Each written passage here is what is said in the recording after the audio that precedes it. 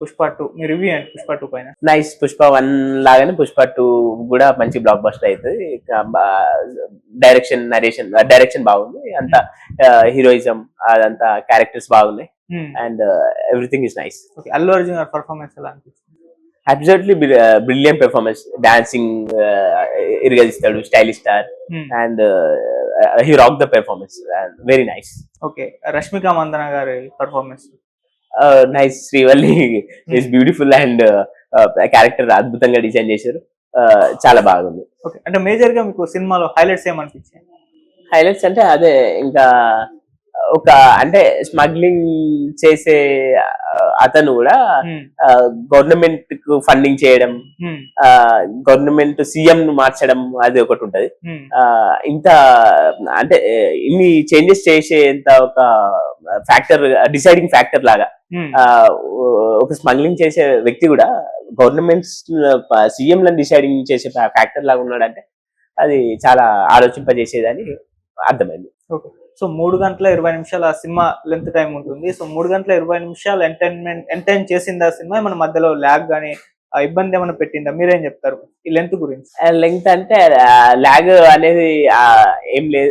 Lag అంటే కొంచెం second half లా కొంచెం ల్యాగ్ ఉంది అని everyone is telling that, obviously కొంచెం సెకండ్ హాఫ్ లా అనిపించింది. ఓకే, మామూలుగా సినిమా ప్రమోషన్ చేస్తున్నప్పుడు ఎక్కువగా మాట్లాడిన జాతర ఫైట్ సీన్ గురించి ఎక్కువగా మాట్లాడారు. అది ఎలా అనిపించింది స్క్రీన్ చూస్తే? నైస్. అది చాలా అంటే చాలా హార్డ్ వర్క్ చేసి ఉంటాడు బహుశా ఆ క్యారెక్టర్ ప్లే చేయడానికి. ఆ రోల్ అసలు ఇరగదీసిండు, చాలా బాగా చేసిండు. ఆ ఫైట్స్ గానీ ఆ రోల్ అంతా కూడా మంచిగా అనిపించింది. అదొక ఏంటంటే యాక్షన్ సీక్వెన్స్ ఫైట్స్ ఉన్నాయి ఆ గెటప్ మీద, చాలా బాగా చేసిండు. ఓకే, పుష్ప 2 లోని ఒక డైలాగ్ మీ స్టైల్లో చెప్తారా? అదే అంటే పుష్ప అంటే ఫ్లవర్ అనుకుంటురా, అంటే ఇంకోటి అంటే ఫైర్ అని ఇంకోళ్ళు అంటారు కదా, అన్నప్పుడు ఫైర్ కాదు వైల్డ్ ఫైర్, అది వైల్డ్ ఫైర్ అనేది బాగా. ఓకే, సాంగ్స్ ఎలా అనిపించాయి స్క్రీన్ మీద? నైస్. మంచి డాన్స్ గా ఇస్తాడు, ఎట్లా సాంగ్స్ కూడా బాగున్నాయి, మ్యూజికల్ హిట్, మ్యూజికల్ గా ఆల్ ఓవర్ నైస్. ఓకే, మీరు కూడా సింగర్ అని విన్నా, పాటలు పాడుతుంటారా? అవును, పాటలు చెప్తున్నా. ఇక్కడ ఏమైందంటే నాకు సైకిల్ ఉండే అన్న, ఇమ్రాన్ అన్న, ఇది మీరు అడగక ముందు చెప్తున్నా, సాంగ్స్ పాడుతున్నాను కాబట్టి కరెక్ట్ సెట్ అయింది. స్కూటీ, నా సైకిల్ చూసి అన్న స్కూటీ గిఫ్ట్ ఇచ్చింది 1 lakh rupees. అయితే ఆ సైకిల్ ఉన్నప్పుడు నేను ఒక పాట పాడినా, ఆల్రెడీ ఉంది ఆ పాట, మీకు గిఫ్ట్ గా ఇచ్చారు. పరేషన్ బాయ్స్ ఇమ్రాన్ అన్న హెల్పింగ్ నేచర్ తో ఇచ్చిండు. అయితే నేను అంతకుముందు నాకున్న సైకిల్ తో ఒక పాట పాడినా. ఏ పాట అంటే ఆల్రెడీ ఉంది ఆ పాట, దాన్ని మార్చి పాడిన. సైకిల్ ఎక్కి నువ్వే పోతే ఓ మాడలు, సిద్దిపేట మాడలు, ఎంత చక్కదనం కొడుతుందో నా ఈ మాడలు, సిద్దిపేట మాడలు అని వాడిన. ఇమ్రాన్ అన్న ఈ వీడియో చూసి, సరే వీనికి సైకిల్ ఉంది కదా సిద్దిపేట మోడల్ కు హెల్ప్ చేద్దామని 1 lakh ఇస్తా అంటే వద్దన్న. తర్వాత ఓకే వీడికి ఏదైనా గిఫ్ట్ లాగిద్దామని he gifted me a scooty. Okay, so Pushpa 2 లో ఒక సాంగ్ మీ స్టైల్లో? అదే ఈ సాంగ్ అంటే వేరే ఏదన్నా సాంగ్ పాడదండి, ఎనీ సాంగ్ ఒక ఆప్షన్ ఇవ్వండి, ఏదైనా సాంగ్ పాడతాను. ఓకే, నువ్వంటే నాకిష్టం, నీ నవ్వంటే నాకిష్టం, that's all. Okay, love song పాడారు అంటే సిద్దిపేట మోడల్ లైఫ్ లో లవ్ స్టోరీస్ ఉన్నాయా అని అనుకోవచ్చా? లవ్ స్టోరీ అంటే స్కూలింగ్ అప్పుడు సౌందర్య నాకు క్రష్ ఉండే, ఆమె ఇప్పుడు మన మధ్య లేదు. హీరోయిన్ సౌందర్య, ఆమె ఇప్పుడు మన మధ్య లేదు. ఇంకా నేను గ్రాడ్యుయేషన్ చదివేటప్పుడు ఒక అమ్మాయి మీద క్రష్ ఉండే, కానీ నాకు సిగ్గు ఎక్కువ ప్రపోజ్ చేయడానికి, మీడియం ఎక్కువ, ప్రపోజ్ చేయలే. ఇప్పుడు ఈ మోడల్ అయినాక నన్ను ఎవరైనా ప్రపోజ్ చేస్తారేమో అనేది చూసిన, but no one proposed. Hope for the best. ఎవరైనా అంటే నాకు ప్రపోజ్ చేస్తే I'm ready to mingle, do comment. అంటే ఇప్పటివరకు మీరెవరు ప్రపోజ్ చేయలేదు, మీకెవరు ప్రపోజ్ చేయలేదు? ఎందుకంటే నా అందరికి ఇంకెవరు ప్రపోజ్ చేయలే, ఇప్పుడైనా ప్రపోజ్ చేస్తారేమో, హోప్ ఫర్ ది బెస్ట్.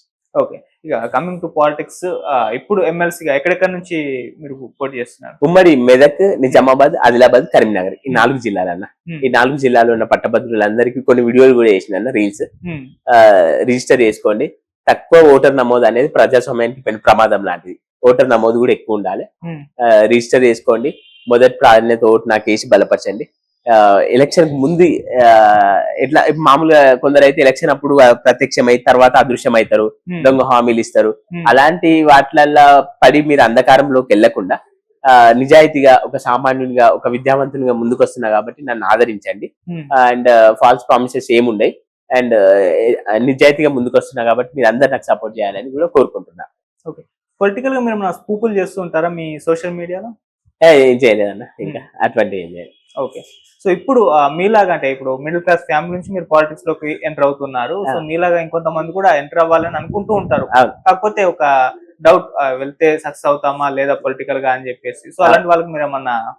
అవును, ఇక్కడ ఇంకో విషయం ఏంటంటే నేను జీరో బడ్జెట్ పాలిటిక్స్ అంటే మన ఓట్లకు ప్రతి ఓట్లు అమ్ముకోవడం డబ్బులతోని, ఇదే ఈ విషయం అయితే నేను ఒకటి చెప్తా. మీరు కొందరు అంటారు డబ్బులు ఇస్తే తీసుకోండి, మీ ఇష్టం ఉన్న వాటికోటి అని. నేను అది కూడా చెప్పా, డబ్బులు ఇస్తే తీసుకోకండి. ఇచ్చే వాళ్ళకు కూడా చెప్పండి, నేను నిజాయితీగా నాకు ఎవరికి వేయాలనుకుంటానో ఆ అభ్యర్థికి వేస్తా అని చెప్పండి. అండ్ రాబోయే యువతరం కూడా పాలిటిక్స్ లోకి రావాలనుకున్న వాళ్ళు కూడా, యువతరం రావాలి, పాలిటిక్స్ లో విద్యావంతులు ముందున్నారే కాబట్టి వాళ్ళ రావాలనుకునే వాళ్ళకు నేను చెప్పేది ఏంటంటే ఒక నాలెడ్జ్ పెంచుకోండి. Indian constitution, Indian polity subjects పైన కూడా, పొలిటికల్ సైన్స్ ఇవన్నీ కూడా విద్యా మనకున్న నాలెడ్జ్ ఇన్ ఎడ్యుకేషన్ చాలా పెంచుకోండి. And read about the society and coming to politics. ఎందుకంటే యువత దేశ భవిష్యత్తుకు సంపద అనేది అందరికి తెలిసిందే. కాబట్టి మీరు ఆల్వేస్, మిమ్మల్ని ఎప్పుడు నేను స్వాగతిస్తాను.